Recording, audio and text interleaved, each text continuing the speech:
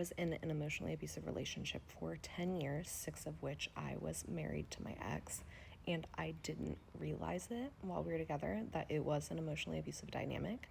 And it wasn't until I decided to file for divorce and leave him and start talking about it on TikTok, just the process of getting divorced, that I realized, thanks to connecting with other divorced women or women who've been through emotionally abusive relationships, that I was categorically in one myself.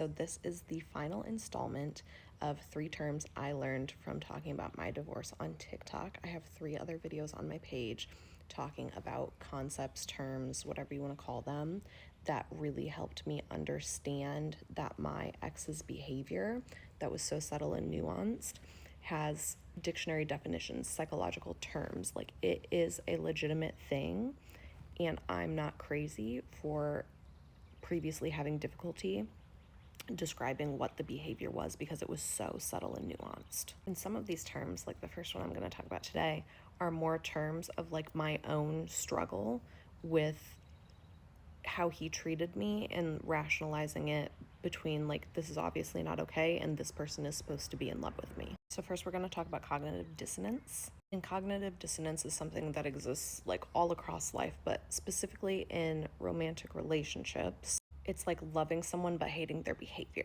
So cognitive dissonance is the mental discomfort experienced when your feelings, values, beliefs clash with your partner's actions or your own behaviors based on their actions. It causes you to mentally juggle opposing ideas, which causes emotional exhaustion and self-doubt. So examples of this in a romantic relationship include, my partner is a good person, but they treat me poorly. If I try harder, things will get better. They only yelled at me because they had a bad day. Yeah, they lied to me, but it was a white lie. And if I were a better partner, then they wouldn't treat me this way.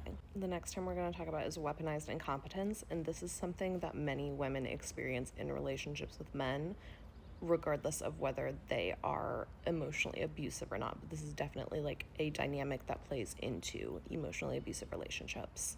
Weaponized incompetence is a manipulation tactic, and it's when someone pretends to be incapable, bad at a task, or helpless to avoid taking responsibility, which causes others to have to take over their work. So this can include feigned helplessness, I don't know how to do it, deliberately doing a task poorly so you won't ask them to do it again, making excuses like I forgot or you're better at this than me, and expecting you to remind them to do a certain task. And the final term we're going to talk about is weaponized pity. And this is different from weaponized incompetence, but one person can use both tactics.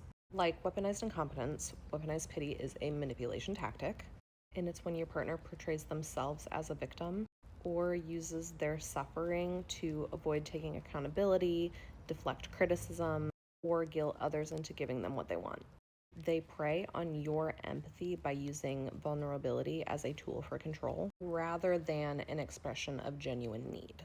So examples of this include immediately shifting the focus to their own hardships when confronted about their poor behavior, forcing you to comfort them instead of addressing the original issue, constantly complaining about how much they sacrifice for you as a way to demand loyalty and compliance, leveraging past trauma or an illness as a way to make you feel bad about setting reasonable boundaries, and playing the victim and acting like they're the wounded party when they're the ones who have done the wrong. All in all, I've shared 12 terms across 4 videos, and every single one has helped me so much in healing, moving on, understanding, avoiding my partner's like tactics to try to hoover me. It's all been so wildly helpful. So if you are going through something similar, like educating yourself on the fact that like this happens to so many women in so many similar sinister ways is really helpful in just like knowing you're not alone and it wasn't you. This is not like, this isn't a woman's issue. Like, yeah, no one's perfect, sure. But when it comes to literal emotionally abusive relationships, this is a men's issue.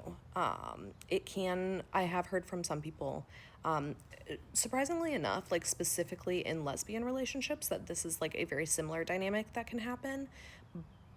But overall, like, it's a men using these tactics against women kind of thing. So yeah, educating yourself as far as anything goes a really, really long way in like developing yourself as a person and feeling like you have a more sound perspective on life and like a better roadmap for how to pursue the future.